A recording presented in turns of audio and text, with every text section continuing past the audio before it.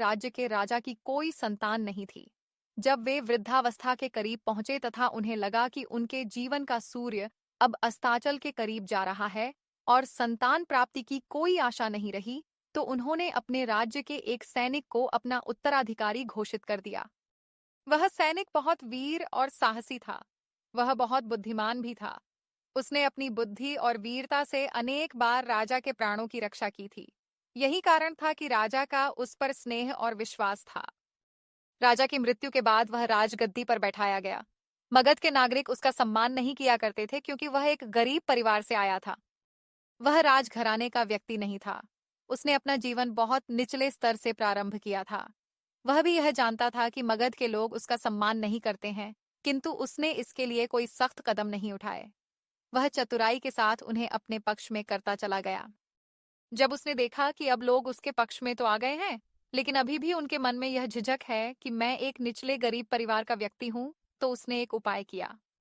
राजा के रूप में उसके पास जो संपत्ति थी, उसमें एक सोने का पात्र था।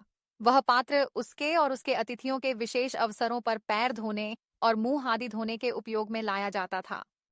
उसने उस पात्र को तुढ़वाकर उससे एक देवता की मूर्ति बनवाई, नवनीत। उसने वह स्वर्ण की प्रतिमा नगर में एक सबसे अच्छी जगह पर लगवा दी। लोग उस मूर्ति का सम्मान और पूजन करने लगे। वह प्रतिमा बहुत पूजनीय हो गई थी। एक बार उसके राज्य में एक समारोह था। उसमें राज्य के लगभग सभी लोग उपस्थित थे। जिस समय उस जन समुदाय को राज्य के महामंत्री संबोधित कर रहे थे, तो उन्होंने सभी उपस्थित नागरिकों को बतलाया कि देवता की वह सम्मानित मूर्ति कभी राजा के अतिथियों के पैर धोने का पात्र थी, जिसमें लोग पैर धोते थे, कुल्ला करते थे और अपनी गंदगी साफ किया करते थे। उसने उन्हें समझाया कि सोना तो सोना ही होता है, चाहे वह गंदगी धोने का पात्र हो या फिर देवता की मूर्ति। महत्व सोने का नहीं है, महत्व उस रूप का है जो उसे दिया गया है। कोई व्यक्ति किस परिवार का है या कैसे परिवार का है, यह बात उतनी महत्वपूर्ण नहीं है जितनी महत्वपूर्ण बात यह है कि उसका आचरण कैसा है और वह कार्य क्या करता है।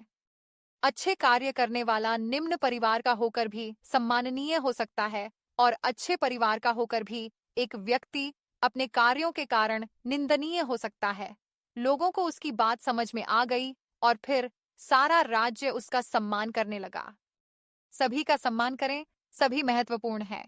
इसी विचार के साथ आप सभी